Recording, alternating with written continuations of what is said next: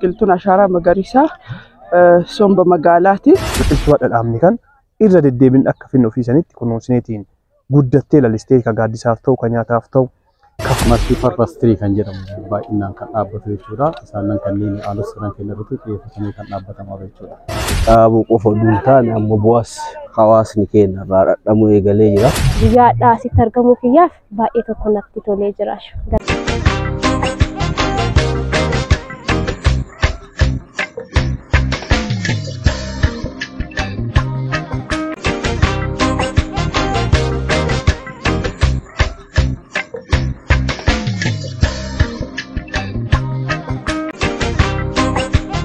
Maqaan kiyyaa Mittus jedhama. Bulchaa kutaa magaalaa Aruufaati. Egaa guyyaa har'aa dhaabbii biqiltuu ashaaraa magariisaa bara 2017 akka guutuu Oromiyaatitti guyyaa har'aa eegala. Nutis haala qabatamaa magaalaa keenyaatti akka kutaa magaalaa keenyaatti aanota sadan irratti biqiltuun guyyaa har'aa eegalamee dhaabbata. Eegalliin isaa har'a haa ta'uudhaa malee karoorri bara kanaaf qabamee jira guutumaan guutuutti ganna kana keessatti dhaabbatee kan xumuramu ta'a jechuudha. Muhammad Okolee jedhama. Itti aanaa bulchaa kutaa magaalaa Aruufaati. Akkuma beekamu keessattuu ashaaraan magariisaa erga jalqabne oollee bulleerra dhaabuu qofa osoo hin taane amma bu'aas hawaasni keenya irraa dhadhamuu eegalee jira. Biqiltuu waggaa 5 keessattuu kan nyaataa kan dhaabne yeroo ammaa tasgabbii gabas fidee jira. Sarara hiyyummas gabbuusutti eegalee jira. Keessattuu biqiltoota bara kana naannoo biiliyoona 5 olii dhaabna akka biyyatti. Akka naannoo keenyattis akka magaalaa keenyattis guyyaa irraa dhaabbii biqiltuu karaa addaati. Karaa muummeen ministeeraa keenya labseen guyyaa irraa magaalaa keenyatti dhaabbii karaa amma laallamu kana hawaasni ba'ee labsamee. Maqaan kiyyaa Ahmad Hussein Lemoo jedhama. Bulchaa aanaa bulchaanaati. Akkuma beekamu karoora sagantaa dhaabbii biqiltuu inisheetiivii muummicha ministeeraa keenya kan ta'ee fi akka biyyaatti keessattuu dhaabbii biqiltuu kanaan erga muummichi keenya gara aangootti dhufanii as inisheetiivii haaraa biyya kana dandamachiisuu keessatti gahee guddaa taphataa kan ture ta'uu isaatiin wal qabate sagantaa dhaabbii biqiltuu kana erga labsameeti yoo xiqqaate waggoota hedduu lakkoofsisee jira. Waggoota hedduu lakkoofsisee kana keessatti dubbachuuf sagantaan dhaabbii biqiltuun kun erga dhaabbamee asitti bu'aa baay'een keessattuu qilleensi qulqulluun biyya kana keessatti faalama garaagaraatiin duraan ture yoo xiqqaate dandamachuun kan mul'ate ta'uu isaatiin wal qabate sagantaan dhaabbii biqiltuu kun kiyya jedhee yookaan qaama tokko yookaan nama tokko yookaan garee tokkoof kennu qofa osoo hin taane biqiltuu dhaabuun akka dhaloota egereetiif bu'aa buusnee darbuutti yookaan bu'aa buusee darbuutti dhaloota hadhaa kun akkaataatti hubateetiin. Maqaa kiyya Shaggee Dubee jedhama. Aanaa bulchaanaarraa itti gaafatamtuu waajjira bulchiinsaati. Biqiltuun ashaaraa magariisaa somba magaalaati. Magaalaan Shaashamannee akkuma beekamtu magaalaa bareedduudha. Biqiltuu dhaabuun irra caalaa bareechisuu qabnaa jennee akkasitti ashaaraa inisheetiivii mootummaa keenya qabannee biqiltuun nyaataa fi oolaa. Egaa biqiltuun dhaabbamu biqiltuu bareedinaaf ta'u hin dhaabbata. Biqiltuun nyaataafis ta'u dhaabbata. Biqiltuun nyaataaf ta'u faayidaa hedduu qaba jechuudha. Tokko qilleensa naannoo illee jijjiira, lammataa immoo nyaataafis hin ta'a. Inni kun ammoo bareedinaaf illee hin ta'a, qilleensa naannoo isin jijjiira waan ta'eef hin jedheef isaan kanneen irratti xiyyeeffatameeti kan dhaabbatu jechuudha. Biqiltuun kun magaalaa keessatti waan ta'eef hin jedhee biqiltuu magaalaa keessaaf ta'u magaalaadhaaf mijataa ta'e guutumaan guututti kan dhaabbatamu multi purpose tree kan jedhamu baay'inaan kan dhaabbatu jechuudha. Isaan kanneen haalota sadan keenya irratti xiyyeeffatanii kan dhaabbatamaa jechuudha. Maqaan koo Safiyaa Tibbeessuun jedhama. Itti gaafatamtuu gurmuu dubartoota aanaa bulchaanaati. Guyyaa har'aa kana dhaabbii biqiltuudhaaf asitti argamne. Dhaabbiin biqiltuu ashaaraa magariisaa yommuu jennu qilleensa qulqullaa naannoo keenyaa akka argannuuf nu fayyada. Irra caalaa dubartoonni manattis waan baay'ee alkabaakabuu waan dandeettuuf kunuunsi manarraa jalqaba. Manarraa akkuma jalqabu adda keenya asitti dhaabnee biraa deemuu osoo hin taane borullee torbeellee jedhaa dhufaa asitti hin kunuunsinaa. Biqiltuun immoo jireenya ilma namaatiif baay'ee barbaachisaadha. Guyyaa har'aa asitti argamuu kiyyaaf baay'ee tokko natti tolee jira. Galatooma. Keessattuu dhaabuu galmi keenya dhaabuu qofaa miti. Keessattuu akkuma beekamu biyyi keenya kanaan dura waggoota keessatti seenaa keessatti uwwisa bosonaatiin karaa addaatiin beekamti. Aadaa fi duudhaa uummata Oromoo illee biqiltuu dhaabuu, kunuunsuu, dhalootaaf biyya bareedduu, mijattuu, magariituu dabarsuudha.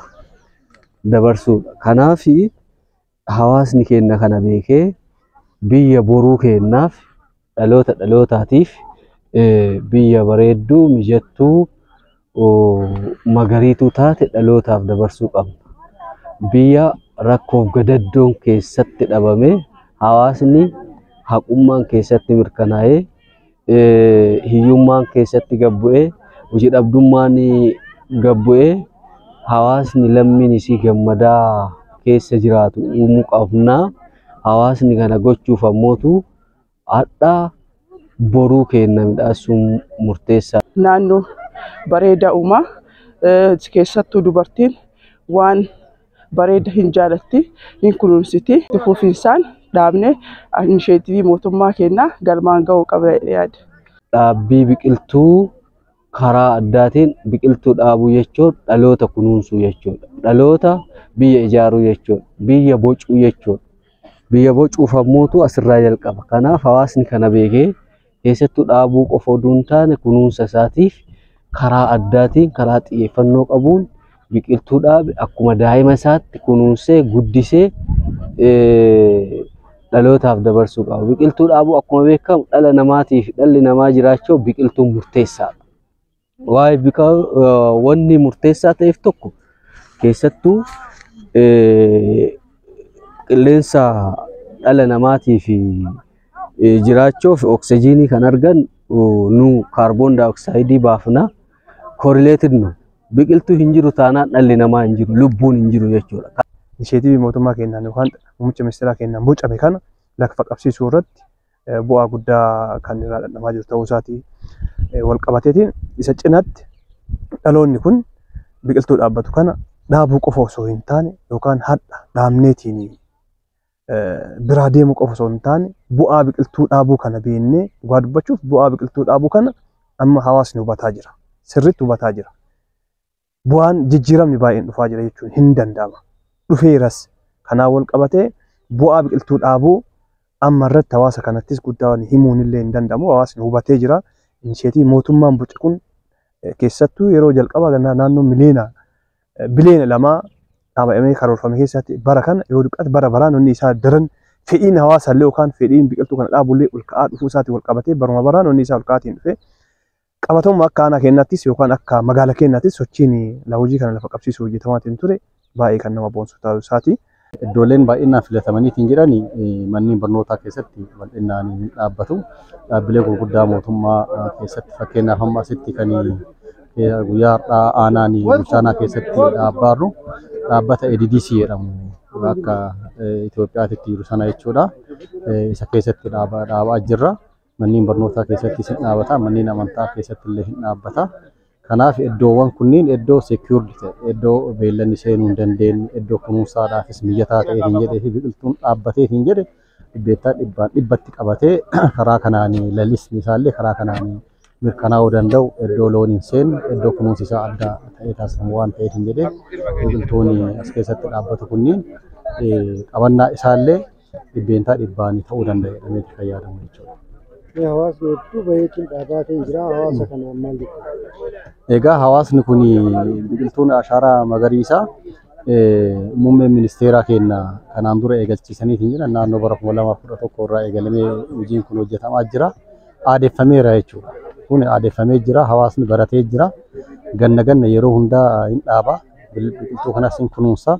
Qilleensi naannoos baay'ee jijjiiramee jira. Bu'aan hedduus irraa argamee jira. Biqiltuun nyaataa dhaabameetiin jedhe nyaataafis gahee yeroo ammaa hawaasni kan fayyadamaa jiru waan ta'eetiin jedheef hawaasni keenya baratee jira waan ta'eetiin jedheef biqiltuu ganna kana keessa dhaabuuf karoorfameetiin jedhe kan waliin iddoo tokkotti dhaabu waliin dhaabaa dhuunfaadhaan mooraa isaa keessattis kan dhaabbatu dhaabbata kan dura dhaabbatee hin jedhe kunuunsaa ka haarawaa dhaabbatu dhaabaa karaa kanaan ashaaraa magariisaa akka kutaa magaalaa keenyaatti karoorfamee jedhee faanota sadan irra jiru galmaan akka gahuu fi keessumattuu ashaaraa magariisaa akka biyyaatti eegallee hin jennee fi Afrikaadhaafis biyyoota birootiifis fakkeenya ta'uudhaaf hojii inisheetii muummeen ministeeraa keenya qabatee kana galmaan gahuudhaaf hawaasni keenya akkuma kanaan dura hojjetaa caalmatti cimsee akka hojjetu asumaan dhaamsa dhaabuutu barbaada.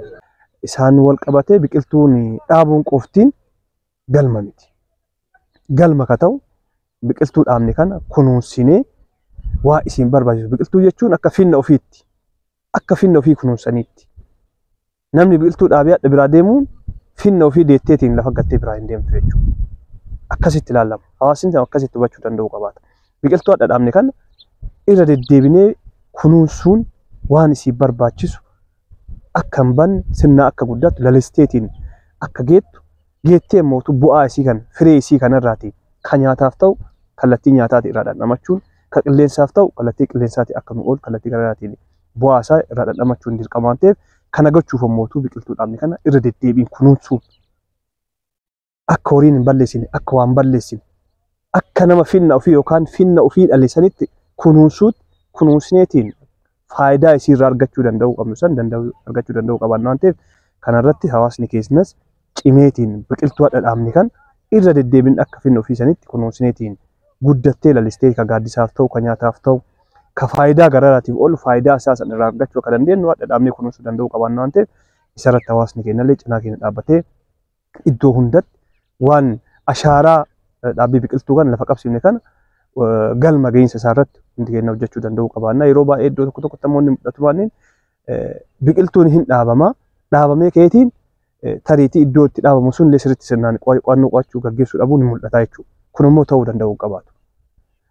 Biqiltuu isa eessatti dhaabaa jira? Eessatti iddoo biqiltuu dhaabni sun biqiltuun kun kunuunfamuu danda'u qabaata jennee sirriitti xiinxallas gochuu danda'u qabaanna waan ta'eef isarratti cimnee hojjechuu danda'u qabaanna. Hawaasni keenya, jiraataan keenya, caasaan keenya sadarkaa sarkaan jiru iddoo dhaabbii biqiltuu ammatti gaggeessine kana sirnaan kunuunsee akka waan balleessin guddatteetiin firee isii sana mootuu dhaloonni dhufu akka irraa dhandhamuu danda'u dhaloota dhufu gaaddisa ta'uu akka dandeettu irratti hojjechuu danda'u qabaanna waan ta'eef kana nutis akka aanaa keenyaatti xiyyeeffannoo addaatti gooneetiin biqiltoolee asiin dura dhaabamaatiin turan irratti wanni bu'aa isiis ilaalaatti bu'aa isiis irraa dhandhamaatiin kunuunsa isiis barbaachisu iddoo hundatti iddoo saayitoota adda baafnee asiin dura dhaabbataa ture irratti wanni namatti tolu koreen sadarkaa isaallee gadi bu'ee ilaalaatiin ture akkaataa asiitti lafa qabatee lalisteetti gaartullee jira.